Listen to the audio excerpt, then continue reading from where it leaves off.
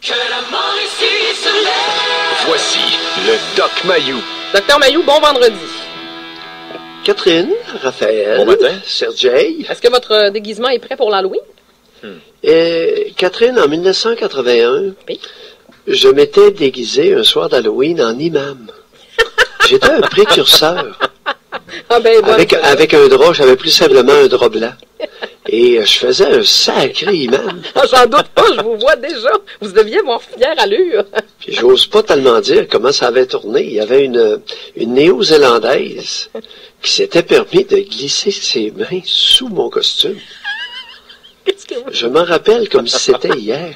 OK, je pensais que vous avez lancé des bêtises. Non, elle s'était infiltrée dans votre costume. Et que faisiez-vous avec une femme néo-zélandaise? Et très près de mon... Non, c'était une femme qui avait émigré, qui était c'est dans le milieu de l'enseignement, OK, mais... le milieu des commissions scolaires. OK.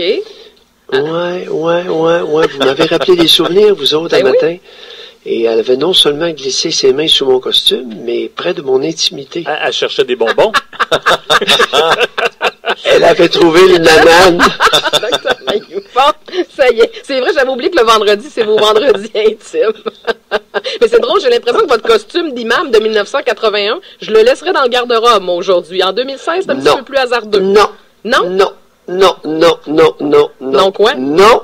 Bon, expliquez-nous. Alors, bannir les clowns, et ce matin, je vais faire un parallèle entre bannir les mosquées. Il y a un article dans le Nouvelliste, et il y a un article dans le Journal de Montréal. Alors, la naissance d'un Front national du Québec à la page, à la page 11 du Nouvelliste, et vous avez à la page 2 et 3 une nouvelle absolument désolante, qui est les gars encore moins forts que les filles en classe, dans les matières académiques, et l'écart se creuse. Bon, là, je ne sais pas votre lien entre tout ça. Par exemple, je vous ai perdu un peu, là. Alors, lorsqu'on bannit les clowns et qu'on bannit les mosquées, est-ce qu'il est possible que ça reflète quelque chose?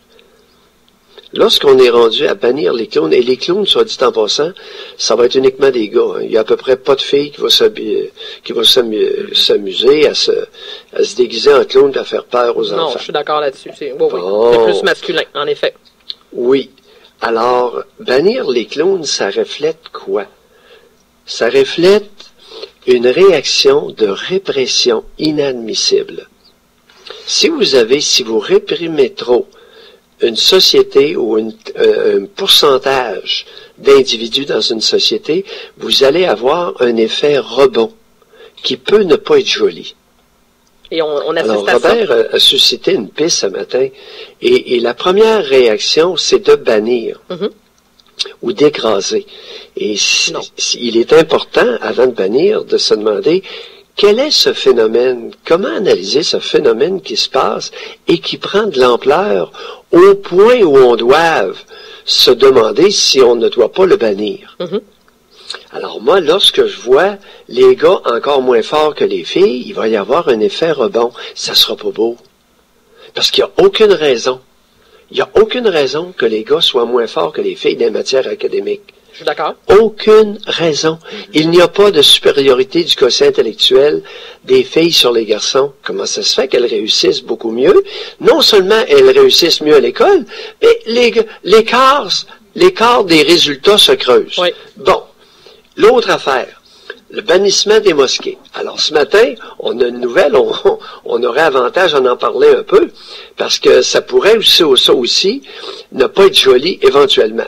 Les mosquées seront détruites et l'islam sera interdit dans le pays du Québec. Car croire que l'islam est compatible avec notre culture est comme croire que si vous nourrissez un alligator avec de la salade, il finira par devenir végétarien. Ah, ça, c'est un extrait d'une déclaration d'un type qui s'appelle Daniel Boucher, qui veut créer un Front national du Québec et il va détruire les mosquées. Oh! C'est très sérieux. Est-ce qu'il est possible, avant de tomber sur la tomate de Daniel Boucher, qu'on se demande, est-ce qu'il n'y aurait pas un effet rebond de quelque chose dans cette mesure extrême? Ben, expliquez-nous, là, donc. Tu sais, alors, bannir les clowns, est-ce qu'il est possible que les clowns terrifiants soient une manifestation de quelque chose qu'on devrait prendre au sérieux et bien analyser. Exemple, l'écrasement des garçons à l'école et l'écrasement du masculin au Québec. Ouais. Parce que là, on a un maudit problème. Ah, c'est clair. Le phénomène que les gars sont moins forts que les filles à l'école, on n'a pas ça en Ontario, en Colombie-Britannique, en Alberta. Non, absolument. Oh! Oui, mais ça, Catherine! on n'en tient pas compte beaucoup. On est particulier. Les hommes au Québec sont moins intelligents que les filles. Ouais, mais pourtant, c'est pas vrai, Dr Mailloux. Dans les études, une femme, c'est pas plus intelligente qu'un homme au départ. Le quotient intellectuel moyen est-il plus élevé chez une femme que chez un homme? Non. Non. Bon, OK. Fait que déjà, la problème, et je comprends où vous voulez en venir. C'est intéressant, votre angle. Parce qu'en écœurer le monde, écœurer un grand groupe, vous allez nécessairement avoir une réaction. Oui. C'est juste ça mon message à matin. Alors, les écœurants, faites attention. Parce que vous allez avoir des hémorroïdes au niveau anal. Je vous le prédis. Bon, OK. Mais, Dr Mailloux, on fait quoi? Oui. C'est quoi les pistes de solutions qu'on a? Parce que quand j'ai vu ça ce matin... Analyse. Non. Laisse faire les solutions. Ben... Commence par analyser le problème. OK. Alors, écoute, j'ai l'habitude de dire qu'un problème bien campé est à moitié résolu.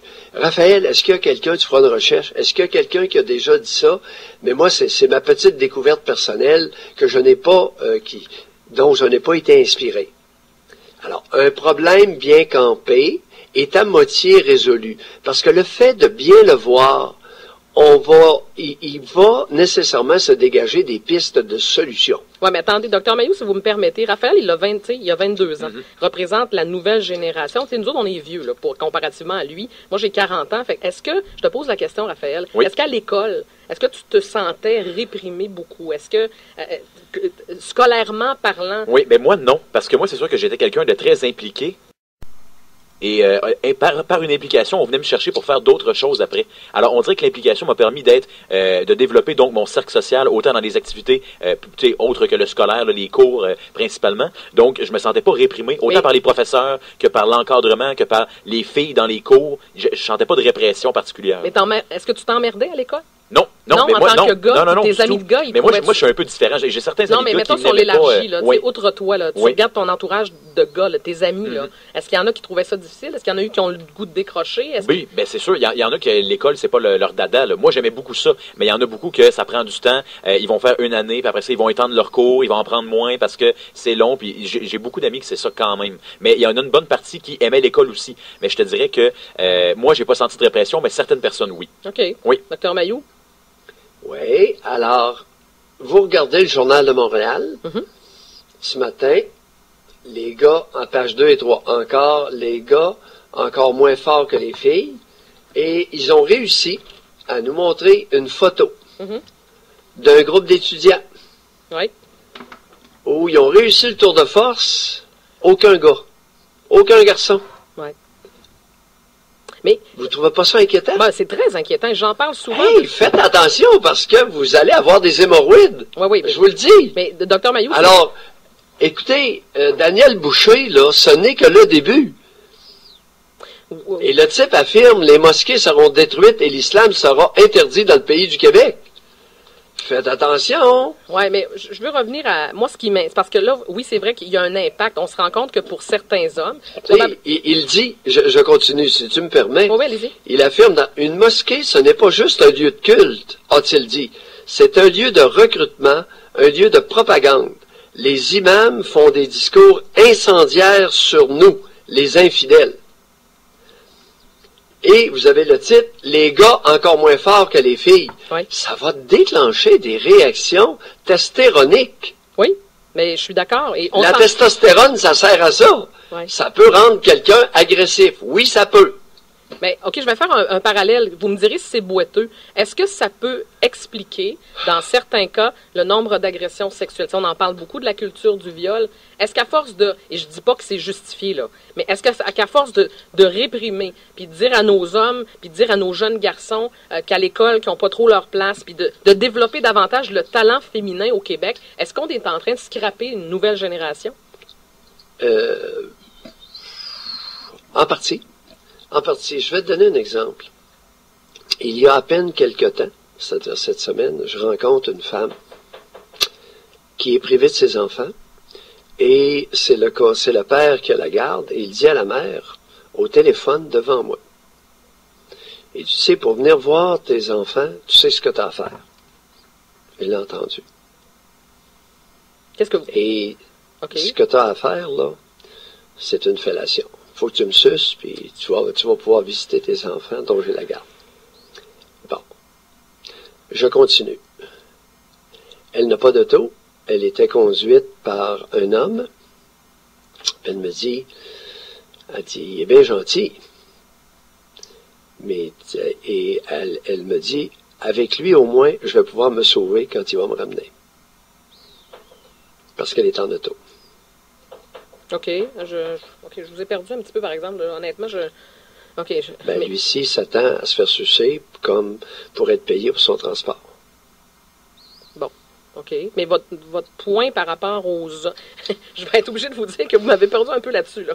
Mais je vous amène... Je ne comprends pas le lien entre tout ça. Là. Ben, tu parlais de... On parle de culture du viol. J'entendais Mario tout à l'heure. Et on parle de frustration masculine, d'hommes mal éduqués, OK. d'hommes qui manquent de respect envers les femmes. On n'est pas dans une culture de respect. Non, je suis d'accord. OK. Et moi, là, je fais quoi, là? Fait que vous en avez des cas comme comme ça. Une femme de 35 ans, pas 18 ans, là, 35. Oui, ça m'amène une question par rapport au cheminement scolaire. Est-ce que l'enseignement donné par un homme et par une femme peut différencier justement sur les résultats scolaires d'un garçon ou d'une fille? Ben, voyons, c'est évident. Oui. Par exemple, je sais pas, moi, un garçon pourrait avoir un lien plus serré avec un professeur qui est masculin. Est-ce que ça se peut, ça? Dépendamment de son âge. Okay. Raphaël, quand est-ce que lorsqu'on parle des hommes, des garçons, on va différencier l'âge? Mm-hmm. Au primaire, Raphaël, ça n'a aucune différence jusqu'en 4e année pour les garçons. À partir de la 4e, allumé jusqu'en secondaire 3, ils n'en veulent pas des filles. Faites des sondages pour le fun. Ça a été fait au séminaire Saint-Joseph à Trois-Rivières. Secondaire 1 à 4. Imaginez-vous donc, on ne voulait pas avoir de filles dans leur classe. Qu'est-ce que le directeur du séminaire a fait? Il a introduit des filles dans tous les groupes. Mm-hmm. Il a rendu mixte le séminaire Saint-Joseph. Donc, mon fils et mon filleul étaient là, étudiaient là à ce moment-là. C'est eux, ça n'a pas été publié dans le journal. Mais Dr Mailloux, alors, le manque de respect envers les garçons peut créer des effets rebonds importants. Est-ce qu'on revient aux classes uniquement féminines et juste des garçons d'un bord et des filles de l'autre? Est-ce que c'est à partir de la 4e année? À partir du moment où les garçons le désirent. Oui, mais Dr Mailloux, là, c'est compliqué. À ne pas respecter les garçons, c'est dangereux parce qu'ils vont avoir de la testostérone à un moment donné, puis ils vont prendre des mesures radicales. Pourquoi? Prenez le phénomène des djihadistes. Prenez le phénomène des djihadistes, avant de chialer contre eux autres, comment expliquer qu'un groupe d'hommes, de jeunes hommes, deviennent à ce point extrémistes? Ne sont-ils pas porteurs d'une frustration et d'une colère incommensurable et indisible? Ben, Dr Mailloux, je vais faire... Ça vient d'où, ça, cette colère-là? Allez donc examiner le comportement de leur mère lorsqu'ils avaient 2, 3, 4 ans pour le fun. Allez-y!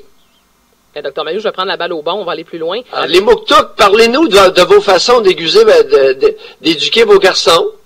Oui, mais je vais prendre la balle au bon, Dr Mailloux. Je vais faire un lien avec l'étude qui est sortie cette semaine qui disait que les jeunes Québécois, les jeunes hommes québécois avaient davantage d'intérêt au radicalisme que même des jeunes garçons d'origine musulmane. Il y a des jeunes Québécois au Québec qui sont frustrés d'une situation X, qui font qu'ils s'intéressent à des groupes, à des djihadistes, à des groupes extrémistes. Ça aussi, c'est parlant comme statistique. Ça va continuer, ça va s'amplifier.